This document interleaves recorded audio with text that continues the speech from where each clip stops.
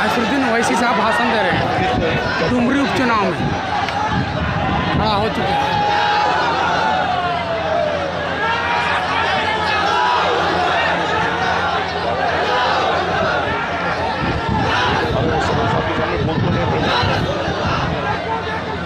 बिस्मिल्लाहिर्रहमानिर्रहीम। अस्सलाम वालेकुम व रहमतुल्लाहि व बरकातुहू। मौजूद मेरी इज़्ज़तदार और बहनों, कौम और मिल्लत के तमाम बुजुर्गान मिल्लत, मेरे इस पार्टी के प्रदेश सदस्य थे डॉक्टर अयूब साहब की यूपी वाले, मैं इसमें आ गया हूँ MIM में और अभी स्टेट मेंबर हैं। जनाब मोहम्मद शाकिर साहब, जनाब मौलाना मुबीन रजवी साहब ओवैसी साहब भाषण दे रहे हैं। इस बाई इलेक्शन के डुमरी के मजलिस इत्तेहादुल मुस्लिमीन के उम्मीदवार हैं। मंच पर बैठी हुई हमारी इज़्ज़तदार माँ और बहन जो हज़ारीबाग बाहरी गांव से आए हैं,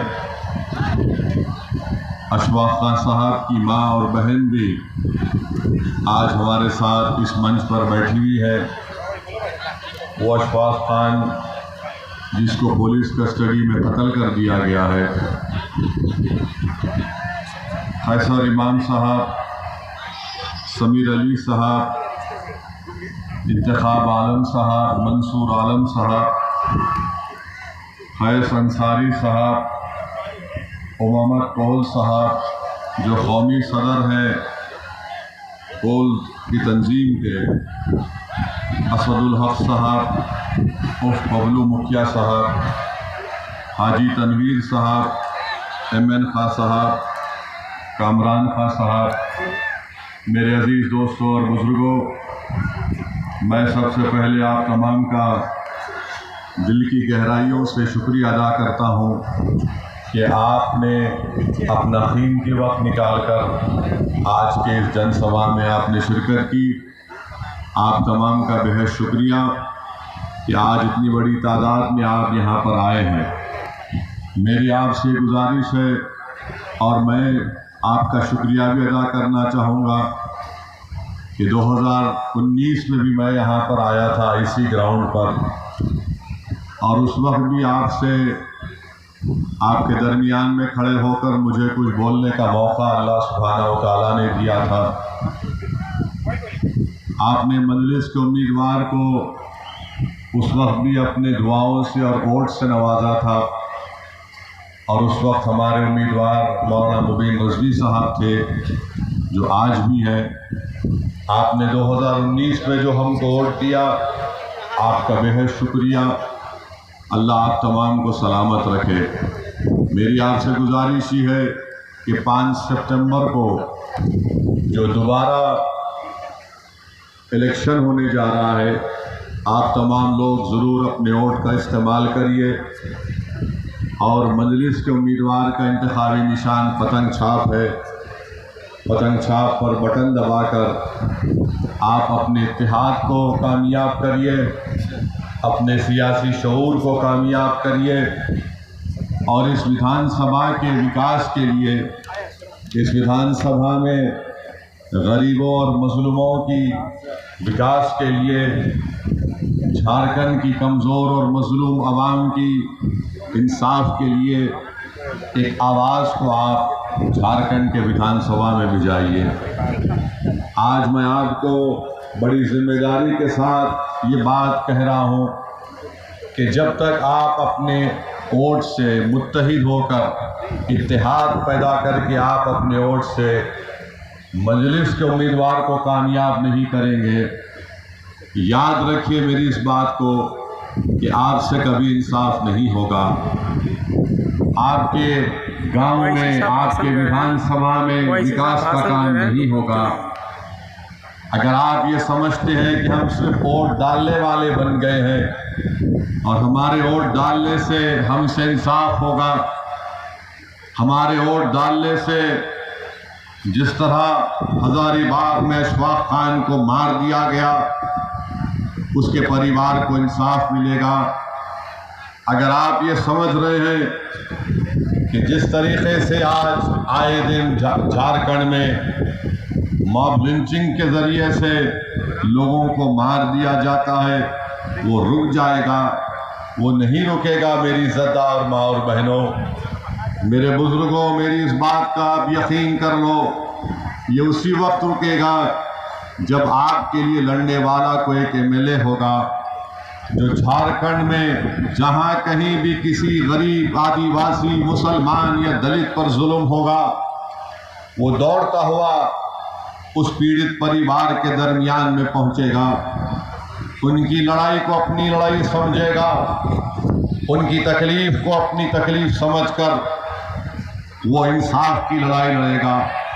जब तक आप इस बात को नहीं समझेंगे, याद रखिए ये जुल्म जारी और सारी रहेगा।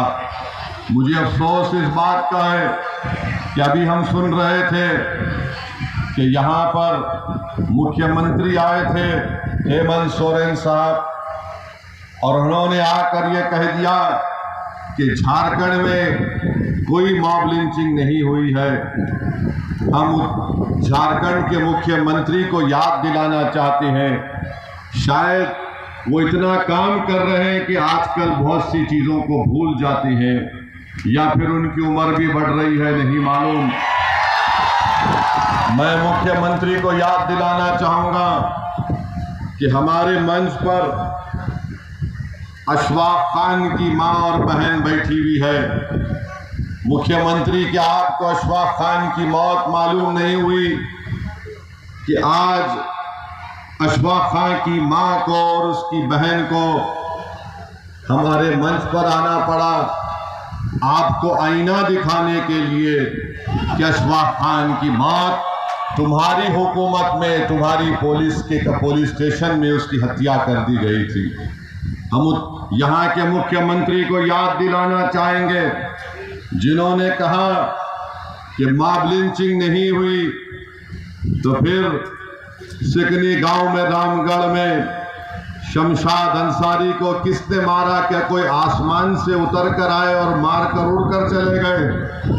शमशाद अंसारी को मारने वाले किसी जमीन पर रहने वाले जालिम लोगों ने शमशाद अंसारी को इसलिए मार दिया क्योंकि उनको मालूम है कि हेमंत सोरेन कुछ नहीं करेगा, वो उनका आदमी है, इसलिए शमशाद अंसारी को मार दिया गया। और जब पीड़ित परिवार आज भी इंसाफ के लिए लड़ाई लड़ रही है, शमशाद अंसारी के पीड़ित परिवार के लोग आज हमसे मुलाकात करने के लिए आ रहे थे, तो रास्ते में कांग्रेस के गुलामों ने उनको रोक लिया और कहा कि मत जाओ ओवैसी के पास, हम तुम्हारा कुछ कर देंगे। अरे ओवैसी से मिलने से तुम रोक तो सकते हो, मगर तुम मेरी आवाज को उनके दिलों तक पहुंचाने में रोक नहीं पाओगे। तुमने शमशाद अंसारी को खामोश कर दिया, मगर शमशाद अंसारी के रूप में हर बच्चा झारखंड से खड़ा होगा और हेमंत सोरेन से कहेगा कि मेरा नाम शमशाद अंसारी है, बताओ मुझसे इंसाफ कब किया जाएगा। आज अगर ये सरकार सत्ता में है और इस सरकार का मुख्यमंत्री ये कहता है कि कोई मॉब लिंचिंग नहीं हुई है, तो फिर वाजिद अंसारी को एक इलेक्ट्रिक के पोल से बांधकर पीटा गया था चोरी के झूठे इल्जाम में। इसी साल अप्रैल 2023 में महू टोली में वाजिद अंसारी को मार दिया गया। गरवाहा जिले में अप्रैल 2023 में वसीम सज्जाद पुलिस कस्टडी में मर जाता है। हेमंत सोरेन साहब, क्या आप सो रहे हैं? तो जागो और देखो कि तुम्हारे गरवा डिस्ट्रिक्ट में वसीम सज्जाद को कत्ल कर दिया गया। जमशेदपुर में 6 दुकानों को जो अल्पसंख्यक समाज मुसलमानों की थी उनको जला दिया गया। सरकार सेकुलर पार्टी की है, सरकार में कांग्रेस है, सरकार में राजद है, और आपके राज में दुकानें जलती हैं। शमशाद अंसारी का कत्ल हो जाता है, मगर आप हमको गाली देते हैं। सत्ता में आप हैं, इल्जाम मौलाना मुबीन रजवी पर लगा दिया जाता है, इल्जाम मेरे सदर शाकिर पर लगा दिया जाता है कि ये बी टीम है। अरे बताओ, जब तुम सत्ता में हो तो तुमने इन दुकानों को जलने से क्यों नहीं बचाया? साहिल और मुदस्सिर को पुलिस की गोलियों में खत्म कर दिया। यकीनन ये हमारे लिए शहीद है, मगर साहिल और मुदस्सिर से मिलने कौन गया था? मैं गया था साहिल और मुदस्सिर से मिलने के लिए। हम इसलिए नहीं गए थे कि हमको कोई सियासत करना था, हम इसलिए गए क्योंकि हमने उन बच्चों की तकलीफ को अपने दिलो दिमाग और अपने सीने में महसूस किया। इंसानियत अभी भी हम में जिंदा है, हम वहां पर गए थे। मगर बताओ, जो आज हम चुनाव लड़ रहे हैं तो उनको गाली दे रहे हैं। अरे 16 साल का शहबाज खान जो ट्यूशन लेकर अपने घर को वापस आ रहा था, तो किसने गरवाहा में उसको गोली मारकर कत्ल कर दिया गया और झाड़ियों में उसकी लाश को फेंक दिया गया। बताइए हेमंत सोरेन साहब, बताओ कांग्रेस के लोगों, तुम सत्ता में हो, मैं सत्ता में नहीं हूं, किसने मारा 16 साल के शहबाज खान को? और फिर क्या ये बात सच नहीं है कि बीजेपी के एक पूर्व विधायक जिनका नाम जरमुंडी देवेंद्र कुंवर है, तौसीफ नामी बच्चे को उठक बैठक कराया, उसको थूका उसके मुंह पर? क्या किया तुमने बताओ? आज तुम हमको गाली देते हो कि सदुद्दीन ओवैसी आएगा और भड़काऊ भाषण देगा। मेरी इज्जतदार माँ और बहनों, अशफाक खान के बारे में हमने बता दिया आपको। यही गिरीज में मोहम्मद कैफी और मोहम्मद आसिफ को किसने पीट कर मार दिया कि ये वो तस्करी का काम कर रहे थे? क्या हेमंत सोरेन को मोहम्मद कैफी और मोहम्मद आसिफ के बारे में भी नहीं मालूम, जिनको मार मार कर उनका कत्ल कर दिया गया? 8 मार्च 2021 को सचिन नामी एक 22 साल बच्चे को चोरी के इल्जाम में पकड़कर कत्ल कर दिया गया। अंगारा रांची में 27 साल मुबारक खान को पीट कर उसकी जान ले ली गई, इसी तरह लाइट के पोल से बांधकर। और हेमंत सोरेन को शायद नहीं मालूम कि मुबारक खान भी मार दिया गया। मेरे अजीज दोस्तों, जमशेदपुर में नौशाद को पुलिस कस्टडी में उसकी मौत हो जाती है। 10 अगस्त को नौशाद को उठाया जाता है। मेरी इज्जतदार माँ और बहनों, आप जानते हैं कि जब तबरेज अंसारी को मारा गया था, मैंने खुद तबरेज अंसारी की बेवा से मुलाकात की थी। क्या उस वक्त कौन सा मामला था? हमको तकलीफ हुई कि एक नौजवान बच्ची बेवा हो गई है। मुदस्सिर और साहिल की क्या मामला था? हम उनके घर को गए थे। माँ और बहनों, मेरे बुजुर्गों, आपने यहाँ पर झारखंड में 4 अल्पसंख्यक मुसलमान समाज के एमएलए को आपने कामयाब किया। इतने वाकयात होते हैं। अरे जमतारा से यहाँ पर आपने एक मुस्लिम विधायक को कामयाब किया, और अभी हमको बताया गया कि हफीजुल हसन साहब भी फिर रहे। 4 आपके एमएलए हैं। आप में इतनी हिम्मत नहीं हुई कि आपने इन जुल्मों के खिलाफ आवाज उठाते? आप में गीरत क्यों नहीं जागी कि आपको अगर कामयाब किया तो क्यों कामयाब किया? क्या तुमको कामयाब इसलिए तो नहीं किया कि तुम हेमंत सोरेन के सामने अपने सर को झुकाकर गुलामी करो? तुमको कामयाब इसलिए किया कि तुम गरीब और मजलूमों पर जब जुल्म होगा तो तुम उनकी आवाज बनोगे। तुम सरकार में बैठकर तुम अगर मंत्री बन गए हो तो तुम समझ रहे हो कि तुमको बहुत बड़ा मुकाम मिल गया। अरे जब अल्लाह ने तुमको मुकाम दिया तो तुम उस मुकाम को इस्तेमाल करो गरीबों के इंसाफ के लिए। मगर इतने लोगों को मार दिया गया और यहाँ पर हेमंत सोरेन की सरकार इस पर कोई कार्रवाई नहीं करती है। मेरे अजीज दोस्तों और बुजुर्गों, एक यहां पर एक विधायक साहब हैं, उन्होंने ये भी कह दिया था कि अगर मुझे कोई इबादतगाह बनाना पड़े तो मैं अपना गुर्दा बेच दूंगा। कहा था ना, मैं अपना गुर्दा बेच दूंगा। अरे इतने लोग मारे गए, तुम्हारा गुर्दा छोड़ो, तुम्हारी जबान नहीं खुल रही है, तुम गुर्दा कहां तक जाओगे। उस विधायक ने कहा था कि मैं अपना गुर्दा बेचकर इबादतगाह को बना दूंगा। अरे तुम क्या बनाओगे हमको नहीं मालूम, मगर तुम झारखंड की जनता को तो बेवकूफ बना रहे हो, उनका मजाक कर रहे हो और वो मौत की आगोश में चले जा रहे हैं। मेरे अजीज दोस्तों और बुजुर्गों, आप देखते हैं कि बोकारो में, चक्रधरपुर में क्या क्या तकारीर नहीं की गई थी, क्या क्या भाषण नहीं दिया गया था।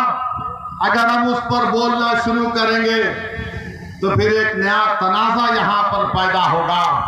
मेरे अजीज दोस्तों और बुजुर्गों, आप ये भी जानते हैं कि जिस प्रदेश से मैं आता हूं, तेलंगाना है, वहां पर 50 लाख से कम मुसलमान हैं। झारखंड में 60 लाख के करीब मुसलमान हैं।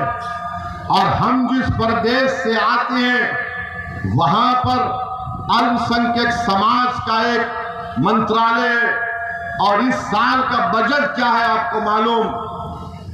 2200 करोड़ रुपए है। और झारखंड में अल्पसंख्यक समाज का विजारती अखिलती बहबूद का बजट सिर्फ 500 करोड़ रुपए है, सिर्फ 500 करोड़ रुपए। और हम जब यहां पर आ रहे हैं